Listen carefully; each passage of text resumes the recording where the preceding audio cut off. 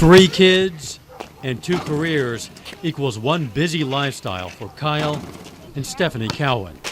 So when this Carl Junction couple take time to read about the day's news, they want a source that's convenient.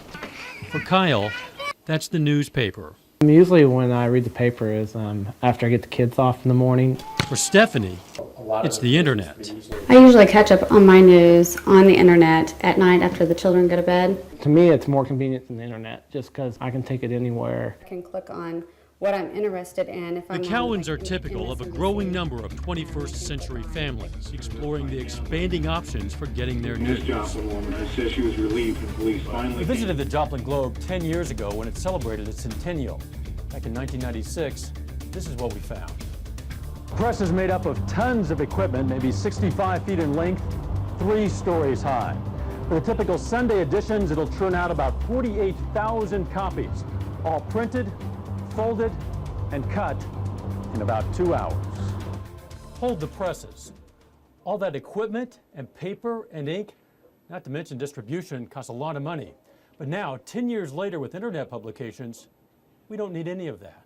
From a business standpoint, it does 2 things. It allows you to save a lot, but it also allows a variety of competitors to come in. It's such a wide open community that you have to look very carefully at what you're taking in as your news product. John Hacker used to work for the Globe. Now he's editor of a new Globe competitor. JoplinDaily.com launched just last month, primarily as an internet source for local news. It's news on the go, when you want it, when you need it, when you can look at it. We've put a increasing emphasis on our internet operations. We feel that it extends our reach dramatically. Here in the newsroom of the Joplin Globe, reporters are writing stories that will appear in 2 forms. Okay, great. Well, the conventional paper edition and the Globe's internet version. Editor Ed Simpson says in the 7.5 years he's been at the Globe, paid circulation has remained steady or gone down slightly in some years. But he says the internet traffic has jumped dramatically, about 30% annually. If that trend continues, readership of the internet edition will catch up with the paper in 4 or 5 years, and then surpass it. Our market, like all markets across the country, it's getting harder and harder to persuade folks that the print edition is the way to consume their news. There's no limit to who's using the internet. I think it's just more information at your fingertips quicker.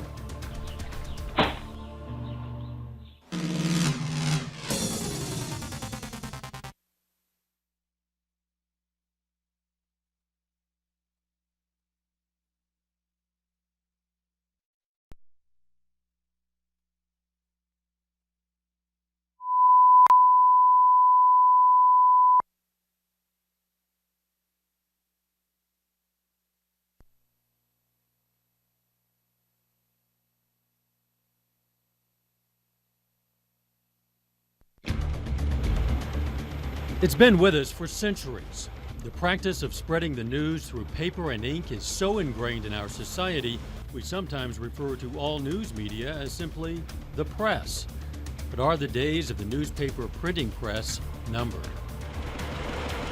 What we're seeing every year is that the number of new readers is declining slightly. While the readership of internet editions...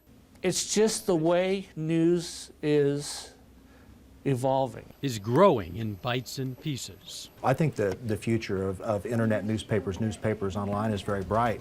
The new internet publication, JoplinDaily.com, also has a print edition, but it comes out just once a week on Sundays. And its primary purpose is to drive people here for more in-depth coverage on the internet. With the Joplin Globe, it's the other way around. The internet version is the more abbreviated edition. Part of its purpose is to convince its viewers to buy a paper. The bottom line is the print remains by far the most popular, by far the most used, by far the most profitable means of delivering information. But the balance might be shifting. Both the JoplinGlobe.com and JoplinDaily.com are evolving quickly. Both now allow readers to sign up for free emails of breaking news updates. The online Globe has recently begun posting tomorrow's paper headlines, and this is just the beginning.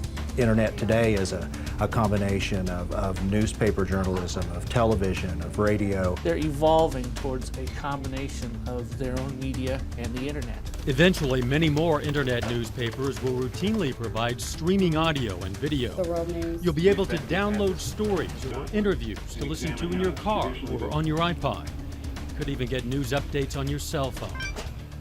So, will this internet newspaper explosion ever make the paper and ink editions obsolete? Yes, but I don't think either you or I will be around to see it. I don't think so.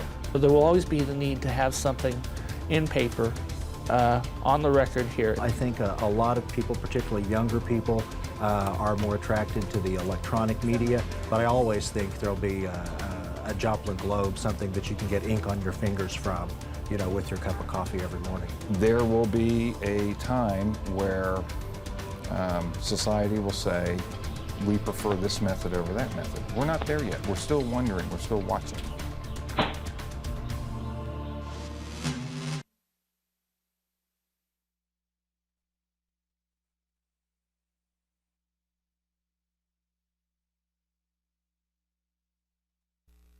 Online identity theft can take many different forms. You've already heard you should guard your social security number and other personal information over the internet.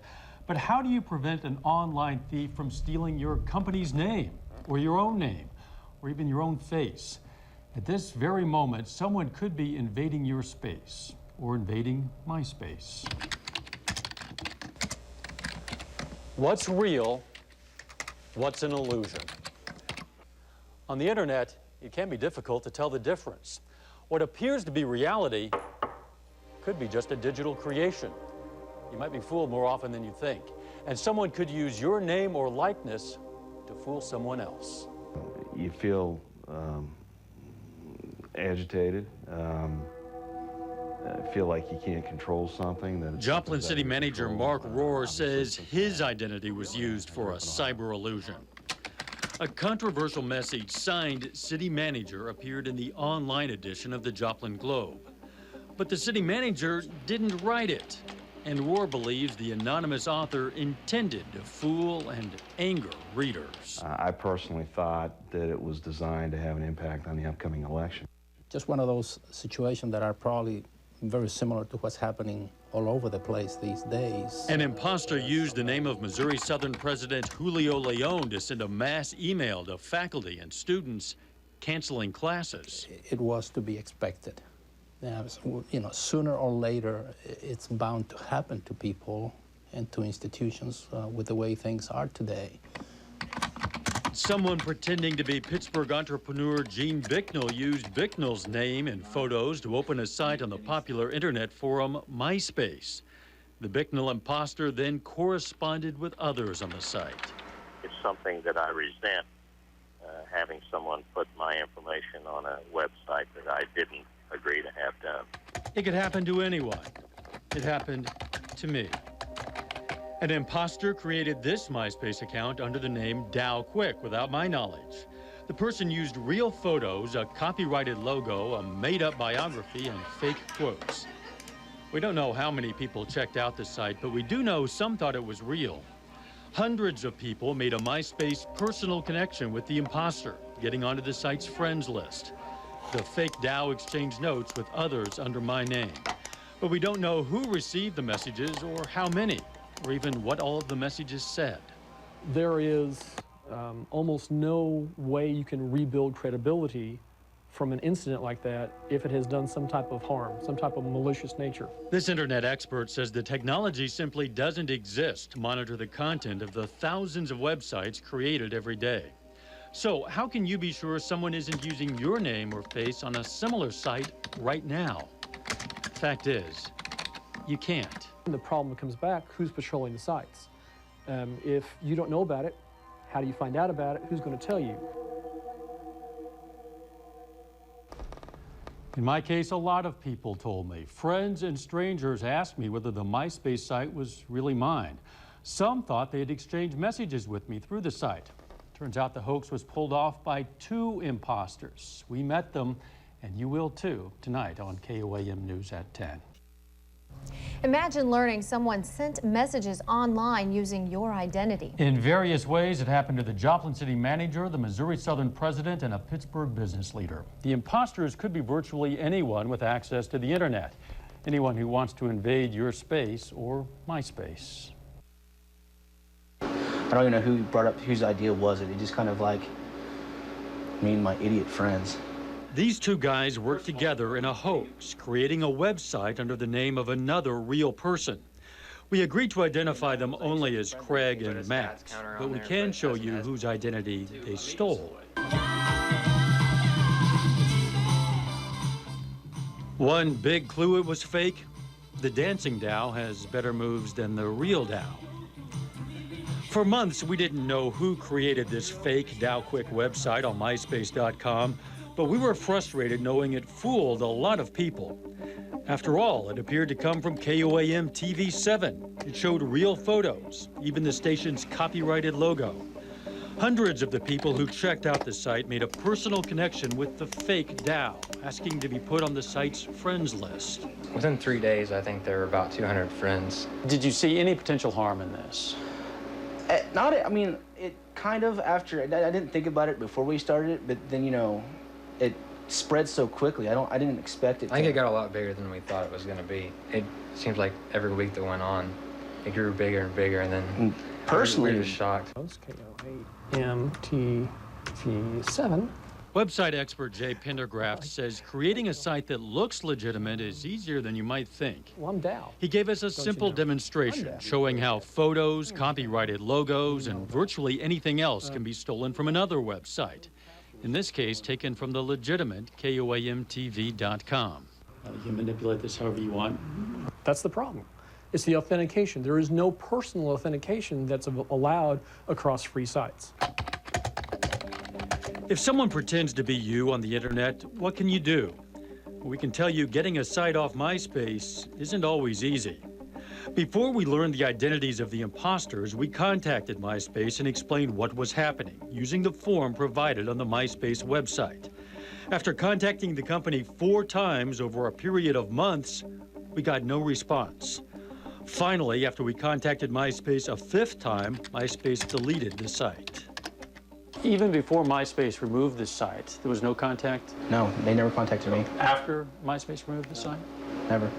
MySpace never did tell us who the imposters were. We learned Craig's identity by other means, then Matt came forward on his own. But in the time it took to unmask the hoax, a lot of unsuspecting people were potentially more vulnerable than they ever knew. Did you feel like you could have met with somebody using my identity? Definitely. Yeah, Quite a few. Yeah, it was more than once. To be honest with you, just about anybody on your friends list probably would have. But they would have been meeting with a complete stranger thinking it was me. Yeah. That's kind of scary, isn't it? Oh, yeah. Yeah, but that was, For someone who doesn't know better, they could totally be taken advantage of by someone's fake identity. And that might be the key. At least some of the responsibility is ours as internet users to be skeptical in the world of cyberspace, where online doesn't necessarily mean on the up and up, and where seeing is not always believing. We wanted to interview somebody with MySpace. However, we left some messages on the media contact line for that company. We never did get any response. That is scary because that's just one website. There are many of them out there, many, many ways to impersonate someone's identity. You just have to be skeptical. All right, good stuff there. Next on KOAM News at 10.